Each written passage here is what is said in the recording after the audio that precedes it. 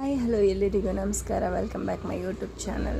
So ಇವತ್ತು mini blog ಮಾಡ್ತಾಯಿದ್ದೀನಿ. So ಇವತ್ತು ಮೇಕೆ ಬ್ರೈನ್ ಫ್ರೈನ ಮಾಡಿ ತೋರಿಸ್ತಾ ಇದ್ದೀನಿ ಸಿಂಪಲಾಗಿ.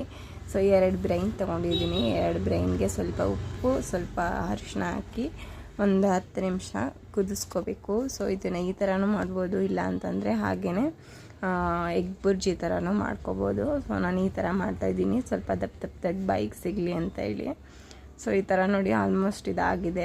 ಸ್ವಲ್ಪ ಬೇಯಿಸ್ಕೊಂಡು ನೋಡಿ ಈ ಥರ ಕಟ್ ಮಾಡ್ಕೋಬೇಕು. ನಿಮಗೆ ಯಾವ ಥರ ಸಣ್ಣದು ಬೇಕಾ ದಪ್ಪದು ಬೇಕಾ ನೋಡಿಕೊಂಡು ಕಟ್ ಮಾಡ್ಕೊಳ್ಳಿ.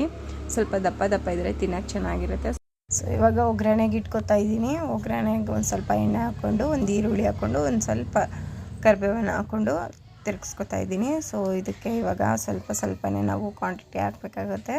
ಪೌಡರ್ಗಳನ್ನು ಖಾರದ ಪುಡಿ, ಧನಿಯಾ ಪುಡಿ ಮತ್ತು ಸ್ವಲ್ಪ ಉಪ್ಪು. ಮೊದಲೇ ನಾವು ಉಪ್ಪು ಹಾಕಿ ಬೇಯಿಸಿರೋದ್ರಿಂದ ಅದು ಉಪ್ಪು ಹಿಡ್ಕೊಂಡಿರುತ್ತೆ. ಸೊ ಹಾಗಾಗಿ ಸ್ವಲ್ಪನೇ ಉಪ್ಪು, ಒಂದೇ ಒಂದು ಚಿಟಿಕೆಯಷ್ಟು ಅರಿಶಿನ ಹಾಕಿ ಫ್ರೈ ಮಾಡ್ಕೋಬೇಕಾಗುತ್ತೆ. ಸೊ ನೀವು ಜಾಸ್ತಿ ಜನ ಇದ್ದರೆ, ನಾನು ಇವಾಗ 2 ಬ್ರೈನ್ ತೊಗೊಂಡಿದ್ದೀನಲ್ವ ಮೇಕೆದು. ಸೊ ನಿಮ್ಮ ಜಾಸ್ತಿ ಜನ ಇದ್ದರೆ ಮೊಟ್ಟೆನ ಸ್ವಲ್ಪ ಜಾಸ್ತಿ ಆ್ಯಡ್ ಮಾಡ್ಕೊಳ್ಳಿ, ಆವಾಗ ಎಲ್ರಿಗೂ ಆಗುತ್ತೆ. ಸೊ ನಾನು ಇಬ್ಬರಿಗೆ ಮಾಡ್ಕೋತಾ ಇರೋದ್ರಿಂದ ನಾನು ಜಾಸ್ತಿ ಹಾಕ್ತಾಯಿಲ್ಲ.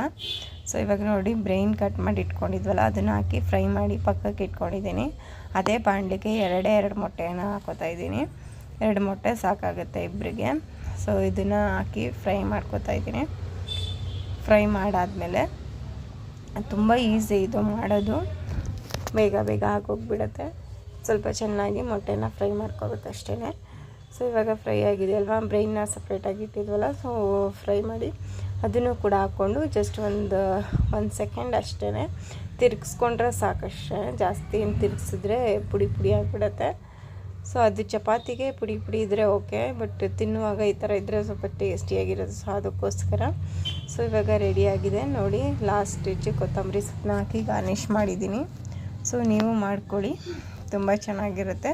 ಮನೆಯವ್ರಿಗೂ ಮಾಡಿಕೊಡಿ. ಸ್ವಲ್ಪ ಪೆಪ್ಪರ್ನ ಉದುರಿಸಿ ಸೂಪರಾಗಿರುತ್ತೆ. So thank you for watching.